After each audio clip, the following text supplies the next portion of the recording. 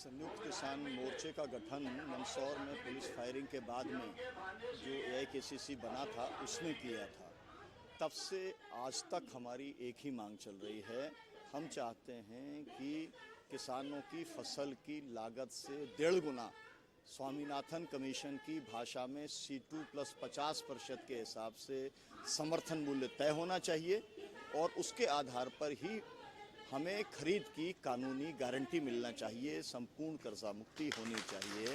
हम इस लड़ाई को इस समय मध्य प्रदेश में लड़ रहे हैं कि सोयाबीन का जो समर्थन मूल्य है वो 8,000 रुपये क्विंटल हो, मक्का का रेट 3,000 रुपये क्विंटल हो, चने का 8,000 रुपये क्विंटल हो और गन्ने का 500 रुपये क्विंटल हो, गेहूं का जो है रेट 4,000 रुपये क्विंटल हो।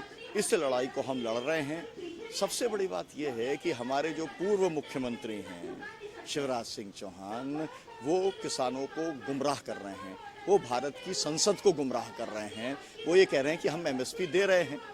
यहाँ पर जो सोयाबीन बिक रहा था वो 3500 रुपये क्विंटल बिक रहा था।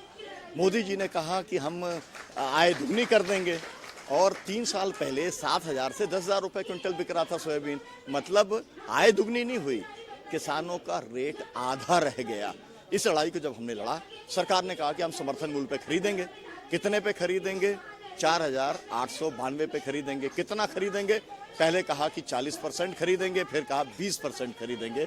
मतलब कि 100 बोरे में से 20 बोरे खरीदेंगे और 80 बोरे किस रेट पे बिकेंगे?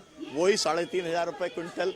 मतलब किसानों की लूट जारी रहेगी और शिवराज सिंह लोगों को गुमराह करेंगे कि हम जो है वो समर्थन मूल्य पे खरीद करने का काम कर रहे हैं। तो किसान अपना हक जताने और ये कहने के लिए आया है कि ये देश हमारा है, इसके संसाधनों पर हमारा अधिकार है, ये बजट का हिस्सा हमको भी मिलना चाहिए। हम जो पैदा करते हैं उसका पूरा दाम हम लेकर रहेंगे।